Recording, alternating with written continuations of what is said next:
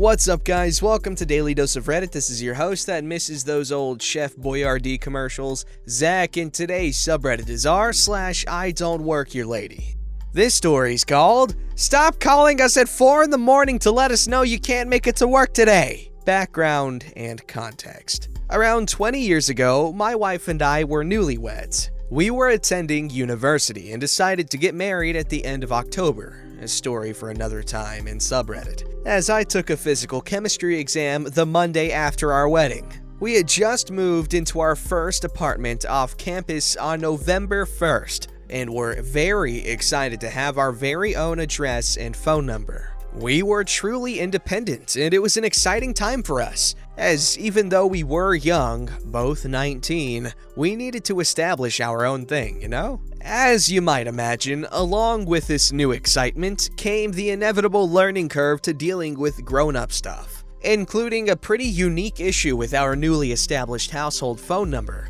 I was so proud to figure out how to get this up and going and have the responsibility and privilege of our very own phone number, complete with monthly billing cycle. This was back in the time when cell phones were a major vehicle modification project and caller ID was not quite in existence yet. There was the *69 option for those old enough to remember it, but in general, the phone rang and you answered it to figure out who was calling. Also, things weren't programmable back then, and the only way to stop a ring-through is to take it off the hook, which led to an annoying tone emanating from the phone. And who wants to listen to that that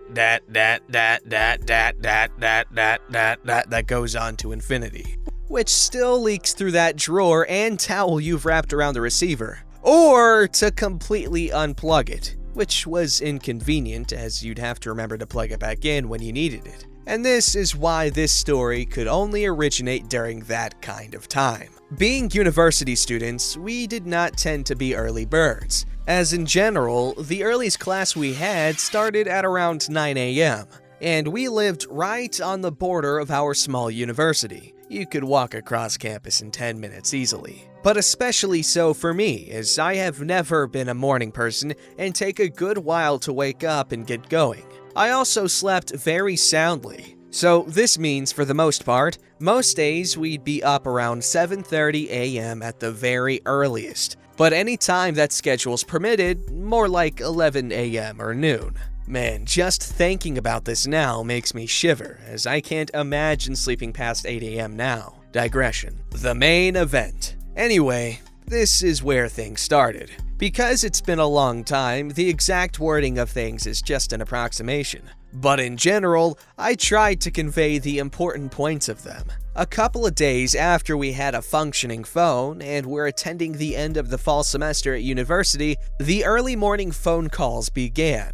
Like 4 to 5 a.m. phone calls. Set. The amazing new independent symbol of a corded cheap plastic phone is sitting on a small table at the side of my bed, stage left, in a tiny room in a tiny apartment in the far-flung reaches of the landscape. Enter, ring, ring, ring, etc.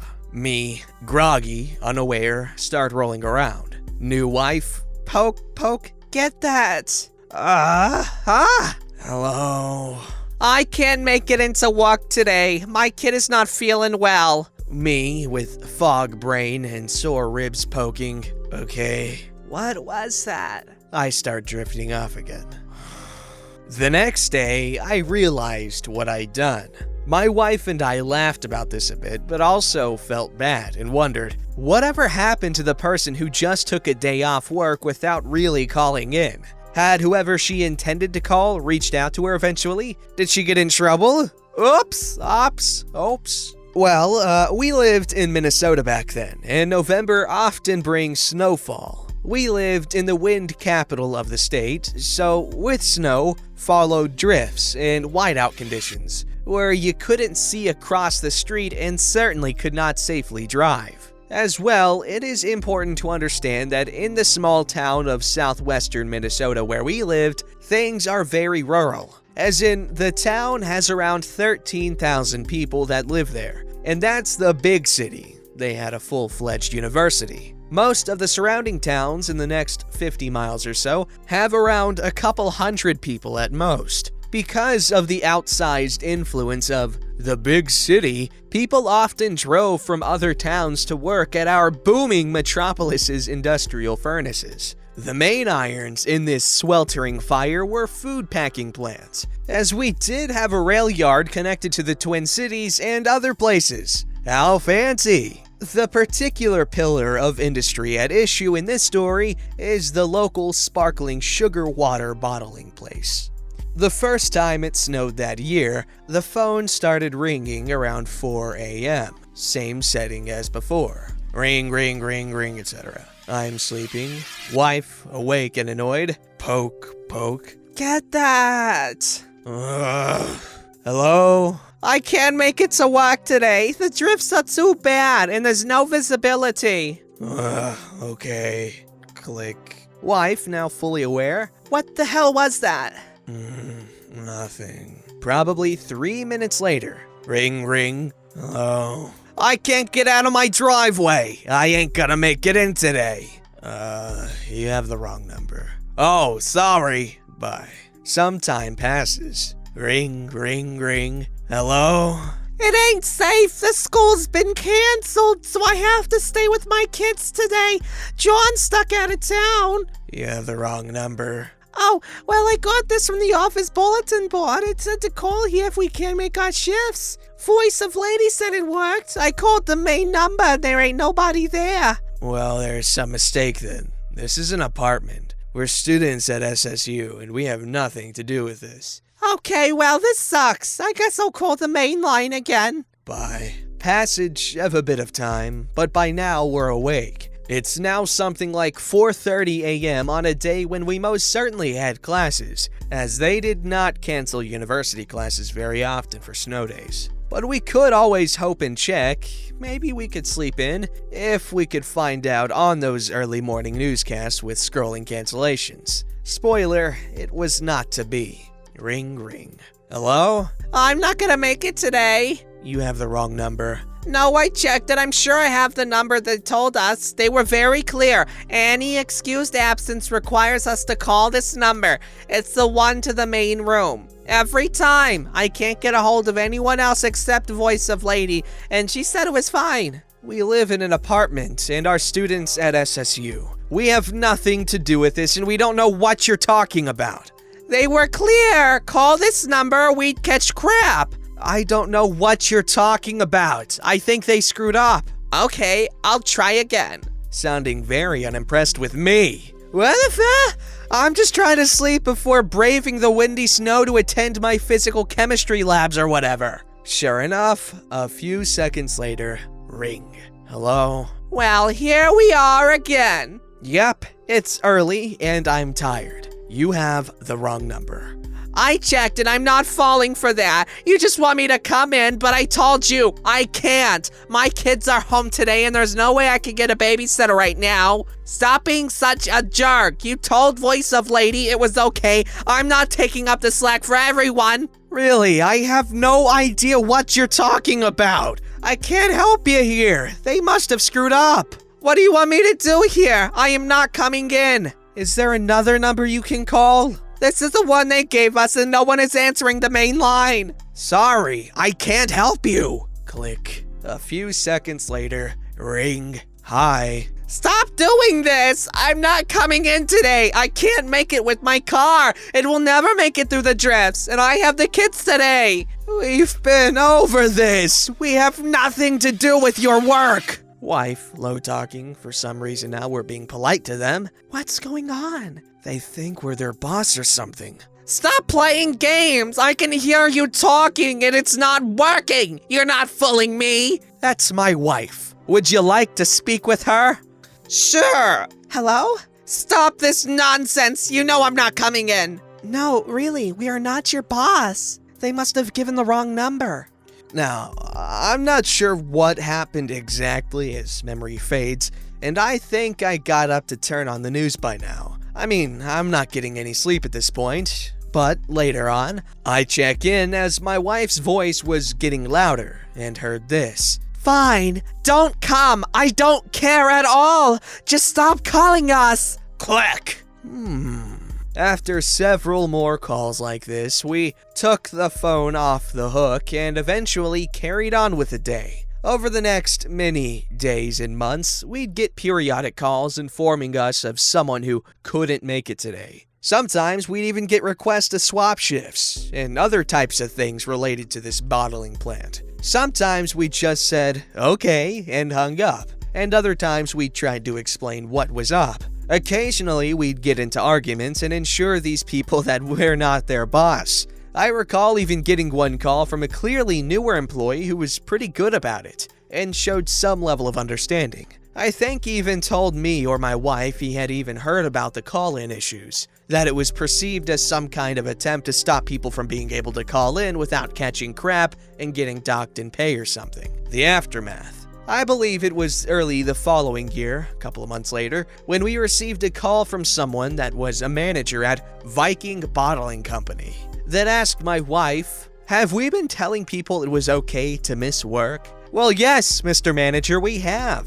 And we have been trying to explain things, but there are several very persistent employees who just won't seem to understand." He was not quite understanding, seemed if anything angry with us, but I suspect he was upset because the reports he'd been getting of, "I swear I called in," were true, and now he had a giant mess to clean up. Turns out, our newly issued phone number, the one that meant so much to us, had two numbers transposed to their office number, and someone had posted our number on the bulletin board. After the error was corrected, we got a couple of calls now and then, and it was less of an issue. But we experienced a few months of early morning calls that taught us the value of clear communication and follow-up exploration when things don't make sense. I still think about those times when I just granted people a day off because I was too tired and incoherent to realize what was going on, and get a smile on my face. If you made it that far, thanks and have a great day off work on me. Haha! Man, that sounds kind of frustrating to have to deal with. Now I'm just getting a bunch of early 2000s nostalgia. I just want to go to Blockbuster and get The Ring and watch it on a rainy day on a CRT. Ooh, that's a good movie. The Ring is one of my favorite scary movies because it's one of the last ones to actually give me a good scare. But anyways, that wasn't relevant. His story was pretty good. It's nice to hear people look back on 20 years ago. It's crazy that was 20 years ago. Wow. This story's called Mistaken for a Tour Guide at My Own Bachelorette Dinner. Obligatory, I'm on English. Mobile isn't my first language, but it is a close second. I speak it fluently enough, so please let me know if I made any errors.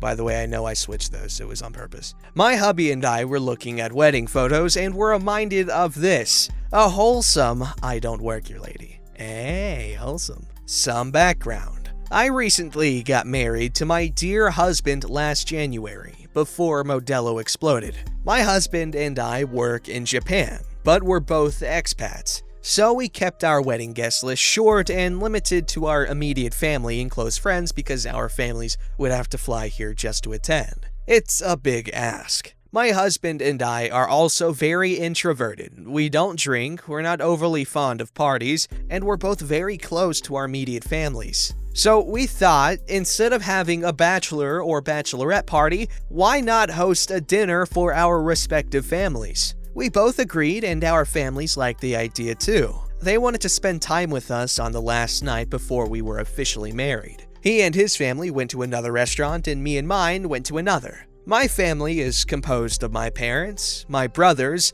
my sister-in-laws or sisters-in-law, my aunts and uncles. On to the scene!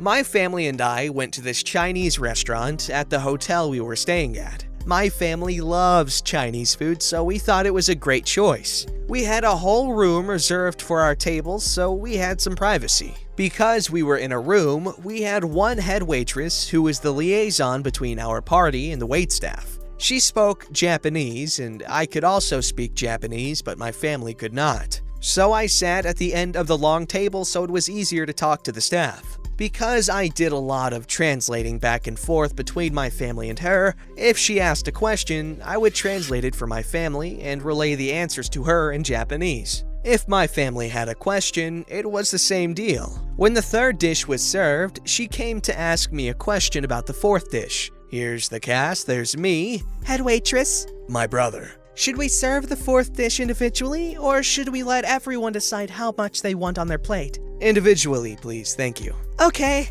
She made a note in her order tablet. By the way, this party is for the wedding tomorrow, right? Yeah, we're all really excited. Everybody flew in from another country, and it's been stressful, but it's finally tomorrow. The waitress gestures to my brother and sister-in-law, who were coincidentally sitting at the center of the table. Are they the lucky couple? They look so good together. I'm the bride-to-be. She was quiet for a full 20 seconds, and I felt so bad for her, so I laughed it off.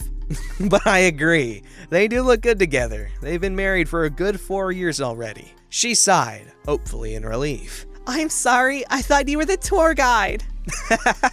It's okay, don't worry about it. Then she excused herself to take care of the fourth dish. What was that about? Is there a problem? She thought you and your wife were the ones getting married tomorrow. Oh, you probably looked like the tour guide for our group.